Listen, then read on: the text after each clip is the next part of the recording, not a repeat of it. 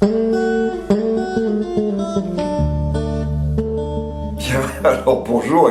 Bon, on peut avoir une illumination, un sourire illuminé. En fait, je viens d'avoir une illumination, effectivement. Je regarde dans la rue et je vois que déjà pour Noël, on a préparé les illuminations. Alors d'où vient ce mot?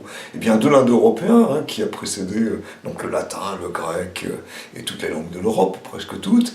Et c'était une racine, loc, qui voulait dire lumière, blanc. Alors on va retrouver en grec avec leuko, les leucocytes, bon ça c'est moins joyeux, mais on va la trouver aussi en latin avec lucere, luire, la lueur, et puis évidemment, dès que ça va passer dans les autres langues, vous aurez light en anglais, licht en allemand, et donc une racine qui est extrêmement prolifique. Alors ce qu'il faut regarder, c'est évidemment qu'en français, eh bien, le mot va aussi donner énormément de termes différents, toute une famille, et parfois inattendus. Parce que bien sûr, il y a lueur, il y a illuminé, illumination, mais il y a aussi lucide, il y a aussi des mots qu'on n'attend pas, luz, qui voulait dire broché en ancien français, et qui venait du fait que c'était brillant, nous a donné la morue et la merlue, nous a donné aussi la luzerne, parce que les grilles, les graines, pardon, brillaient. Vous voyez, on peut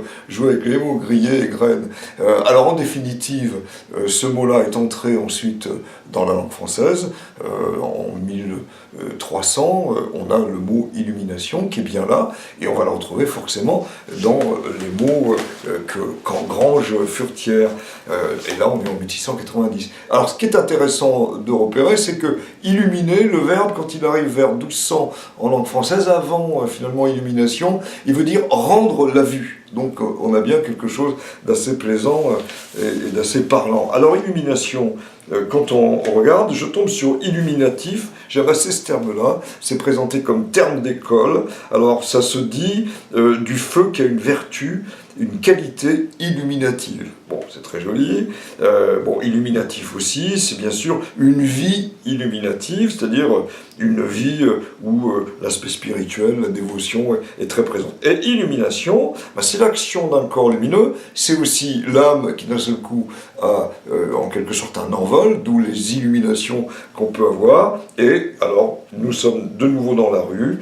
Les illuminations des fêtes de Versailles ont été un des plus beaux spectacles qui a fait voir la magnificence royale. Elles étaient faites de papier peint, éclairées par derrière de plusieurs lumières.